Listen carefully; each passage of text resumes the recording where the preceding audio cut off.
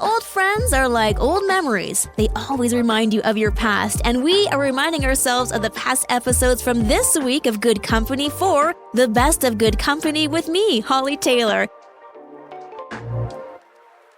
If you did not start any resolutions or any new goals last week, honestly, that's okay. Because technically, today's the first Monday of 2025, and technically last week was the last week of December of 2024 because the new year didn't kick off till midweek. So yeah, if you need somebody to rationalize for you your delay, I got you.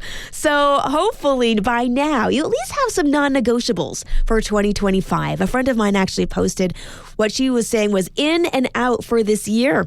And I love how she's choosing things like simplicity and calm over chaos, because you can do that. What else is she doing? She is taking constant action. I've been seeing a lot of this. It's not about doing big things once in a while, but little things consistently to reach some of those goals. So those are a couple of things that are in for her. Out for her is hustle culture. Yes, love that. Imposter syndrome. Yes, let's kick that to the curb. And then focusing on anything that she can't control. So a big thank you to Amy for being so vulnerable and posting that. It's amazing. You never know where you'll find some inspiration and encouragement. And so that's just encouraged me to set some non-negotiables. Because saying no sometimes is easier than saying yes to a lot of changes, and yet no also creates some changes. So what would be on your non-negotiable list for 2025? Something you're just not going to put up with, or you just don't want to do, and you don't want it a part of your life. 905-338-1250. I want to say no junk food, but yeah, that's not going to happen. So I'm going to ponder this one, as you do as well, and text in. What comes to mind? Years ago, I said, I'm going to read 12 books in a year. And I read 3. So it was a good thing it was a goal. Because the next year I said, I am going to read 12 books this year. And guess what? No, I read 6 though. There was an increase. So year 3, 12 books in the bag. I was very excited. And then I was able actually to maintain it for pretty much till I had kids. And now we're back on that bandwagon. I want to try to read a book a month. Once again, we'll see how I do. But there's so many reasons why reading should be a part of your life. I'm going to go through a few of them. For example, it's like a knowledge highway. You can learn so much by the books that you deep dive into. History, science, explore new hobbies or interests. Also, it enhances your vocabulary. It's a good memory boost, a stress reducer. Also can improve your focus and concentration. I love this part of it too. From an emotional side, it can give you better empathy and perspective because you're being forced in those books that are firsthand to really walk the footsteps of somebody else. It can enhance creativity, help you with your writing skills, and improve your quality of sleep. So those are just a few of the benefits of reading. If it's not on your radar this year, well, maybe give it a whirl. Why not try a book a month? I think you can do it. We have a joke in our family where if you want to put something in a safe place, you'll probably lose it. Because that's what I do all the time. I also forget that I've purchased and hid gifts for my family because I start now. I hit up some of those deals and those sales and I do it all year long. And then I forget that I did this. I buy new gifts and then I magically discover the ones I've been hiding. Well, a funny story coming out of the U.S. where a man was helping his parents renovate their bathroom. And so they're pulling out the drywall. And behind the drywall, he found a gift. It was a present wrapped in old school Christmas wrapping paper. It was actually the Looney Tunes. It's, Dumbo. It had Thumper. So I guess it's more Disney. Pinocchio. Okay, so as I'm seeing this newspaper or this wrapping paper, it's very Disney Christmas themed. Had his name on it. Apparently, his parents used to hide gifts in the attic, and there were cracks and crevices, and this one slipped away into the abyss behind the walls. So somewhat like 30, 40 years later, there's this gift. And yes, he opened it. What was the gift?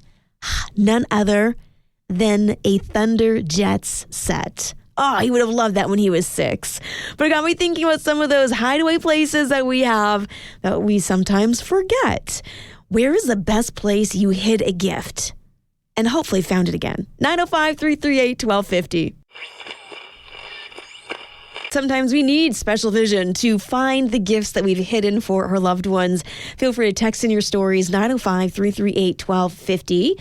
I discovered a whole bunch of smaller stocking stuffer type gifts above my shelf. Like a genius hiding place. I bought them a couple years ago and rediscovered them actually in June when we were moving. And so I was able to use them this year. It was a bit of a win. Message here from Janelle. She says that she bought her daughter a grad gift and they were over the Christmas season cleaning out her room. And her daughter found the grad gift that she purchased for her 8 years ago, if my math is correct. Her daughter graduated in 2017. Calendar would have said Christmas was 2024. So, at least you still kept it. That's so funny. The gift was found in a drawer, a clothing drawer. So, we all have these special hiding places. For Janelle, it's in a drawer. Me, a closet. Actually, I'm sensing a trend here.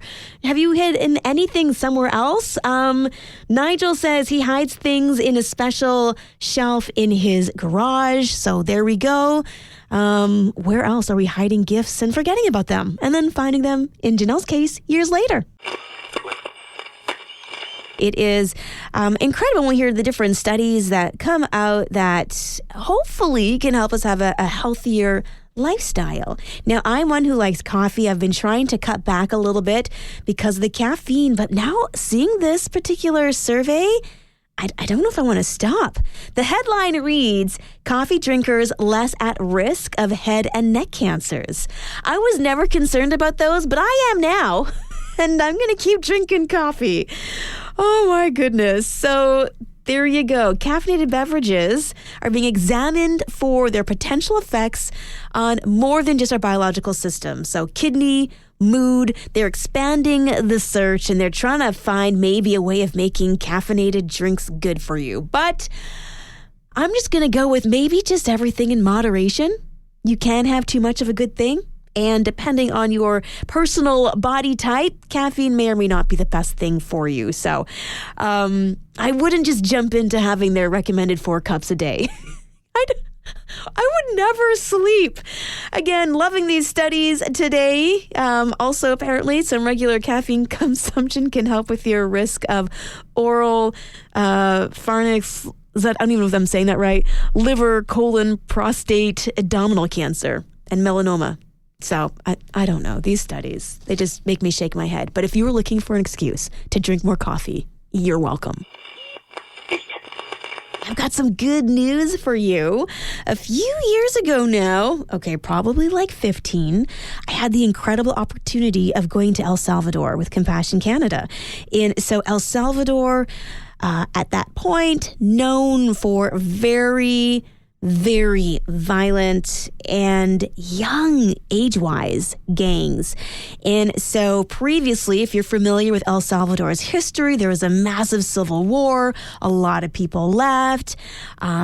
Young people looking for connection and family due to the poverty, turning to gangs. And it has been a very challenging few decades for them.